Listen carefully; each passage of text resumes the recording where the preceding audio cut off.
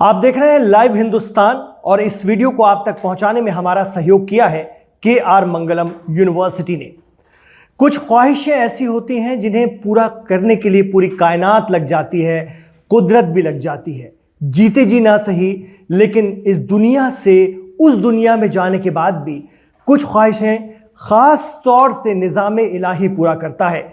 ऐसा ही कुछ हो रहा है ईरान के सुप्रीम लीडर रहे, वहां रहबर कहे जाने वाले आयतुल्लाह सैयद अली खामनेई के साथ। जी हां, उनका जनाजा, उनका जस्द खाकी, उनका शव पहुंच चुका है बहुत पवित्र शहर माने जाने वाले करबला और नजफ के शहर, नजफ के देश ईरान में। जी हां, इस वक्त आयतुल्लाह अली खामनेई का जो जनाजा है वो नजफ में है और नजफ से करबला ले जाया जाएगा। नजफ हजरत अली का शहर जहां उनका रोज़ा है, उनका श्राइन है, और करबला इमाम हुसैन का रोज़ा जहां दुनिया भर से बहुत बड़ी तादाद में मुसलमान पहुंचते हैं।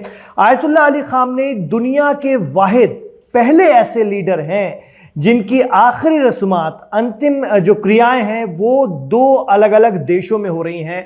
दो अलग अलग देशों की फौजें उन्हें सलामी दे रही हैं। लेकिन जिस वाक़े का हमने जिक्र किया, दरअसल ये जो ख्वाहिश है आयतुल्लाह अली खामनेई की अब जाकर पूरी हुई है।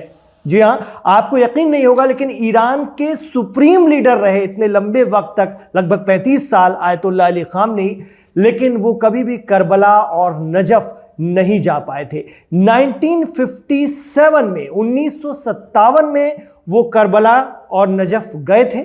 उसके बाद ये हुआ कि 1960-70 की दहाई में, 60-70 के दशक में उन्होंने करबला जाने की ख्वाहिश जाहिर की, लेकिन उस वक्त वो एक बड़े लीडर बन चुके थे। ये ईरान में इस्लामिक क्रांति, इस्लामिक रेवोल्यूशन से पहले का दौर था और वो सियासी तौर पर, राजनीतिक तौर पर इतने ज़्यादा सरगर्म थे आयतुल्लाह अली खामनेई कि उस वक्त की शाह पहलवी हुकूमत ने इस पर बैन कर दिया कि वो करबला या इराक के किसी भी शहर में जा सकें। तो 60-70 की दहाई में वो नहीं जा पाए। उसके बाद आयतुल्लाह खुमैनी के बाद वो आयतुल्लाह खामनेई खुद ईरान के सुप्रीम लीडर बने और उस वक्त भी उनकी करबला जाने की ख्वाहिश पूरी नहीं हो पाई क्योंकि सुरक्षा कारणों के चलते वो ईरान नहीं छोड़ सकते थे। बहुत ज़बरदस्त सैंक्शंस थे और ख़ास तौर से इराक में, करबला में, इराक में अमेरिका का दबदबा बढ़ चुका था। जी हां, ईरान इराक जंग हुई जिसमें लाखों लोग मारे गए थे, दोनों तरफ से, ईरान से भी और इराक से। उसके बाद सद्दाम हुसैन को हटा करके अमेरिका इराक पर एक तरह से काबिज हुआ और वहां की तेल रिफाइनरियों पर आज भी अमेरिका का कंट्रोल है और बहुत बड़ा हिस्सा अमेरिका ऑपरेट करता है इराक में।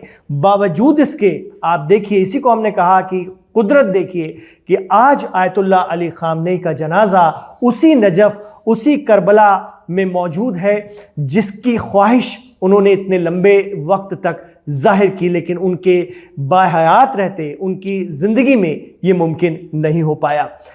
ये आयतुल्लाह अली खामनेई का जनाजा करबला और नजफ पहुंचना, इराक पहुंचना, अपने आप में एक्सपर्ट कहते हैं कि अमेरिका को भी एक बहुत बड़ा तमाचा है, जबकि अमेरिका अब भी इराक में मौजूद है। लेकिन आप देखिए कि खुद इराक के प्राइम मिनिस्टर, इराक के राष्ट्रपति और इराक के तमाम बड़े लीडर इस प्रोग्राम में, उनकी आखिरी यात्रा में, करबला जो नजफ से करबला की तरफ रवाना होगी, मौजूद रहेंगे। आप समझ सकते हैं, सोच सकते हैं कि वहां अमेरिका मौजूद होने के बावजूद भी इराक ने इतना बड़ा कदम उठाया। कहा जा रहा है कि इराक की सरकार ने खुद इस बात का इसरार किया, खुद इस बात की अपील की कि उनका जनाजा इराक भी लेकर आया जाए और खुद ईरान के राष्ट्रपति भी पहुंच चुके हैं इराक। तो आप सोच सकते हैं, अमेरिका जिसने दुनिया पर प्रेशर भी बनाया था, ऐसा पिछले दिनों कई मीडिया रिपोर्ट्स में ये बात आई थी कि बहुत से देशों ने तो कैंसिल भी कर दिया था आयतुल्लाह अली खामनेई के आखिरी रस्मात में शामिल होने के लिए। इस तरह से अमेरिका ने प्रेशर बनाया था। बावजूद इसके इराक ने अमेरिका को नज़रअंदाज करते हुए उनकी फ्यूनरल सेरेमनी इराक में भी आयोजित करवाई। एक बहुत बड़ी बात है। दो देशों की सेनाएं किसी एक ऐसी शख्सियत को सलामी दे रही हैं जो अब तक दुनिया में कभी नहीं हुआ कि कोई अंतिम क्रिया दो अलग अलग देशों में पूरी होती है। एक और जो अहम बात है वो ये है कि इराक ने बाकायदा तौर पर आज 8 जुलाई और कल 9 जुलाई की छुट्टी ऐलान की है इराक में, पूरे इराक में, क्योंकि इमाम आयतुल्लाह अली ख़ामनेई का जनाजा वहाँ पर मौजूद है और इस प्रोग्राम की मेज़बानी इराक कर रहा है इन 2 दिनों की। इसके बाद मतलब 9 तारीख को तो मशहद पहुंच जाएगा जनाजा, लेकिन आज का दिन इराक में जो है नजफ से लेकर करबला तक जनाजा चलेगा और तमाम सीनियर जो ओहदेदारान ईरान और इराक के वो इस वक्त इराक में मौजूद रहेंगे। और आपको बता दें ये कहीं ना कहीं इमाम हुसैन से मोहब्बत का भी एक सिला है जो दोनों देशों के बीच में काफ़ी नज़दीकी है। एक वो दौर था जब सद्दाम हुसैन की हुकूमत थी और दोनों देश भिड़ गए थे, उसके बाद से ईरान का इराक में दबदबा और प्रभाव काफ़ी बढ़ा है और यही वजह है कि सारी बातों को नज़रअंदाज करते हुए इराक की हुकूमत ने ईरान को इस बात के लिए राज़ी किया कि जनाजा इराक पहुँचे, जबकि अमेरिकन बेसेस भी इराक में मौजूद हैं।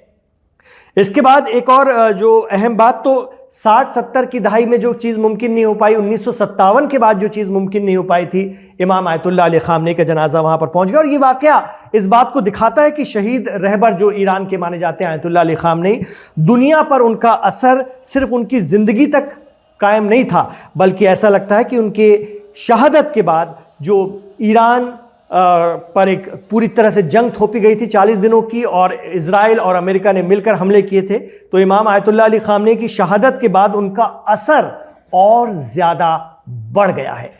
आप क्या मानते हैं हमें कमेंट बॉक्स पर ज़रूर बताइएगा।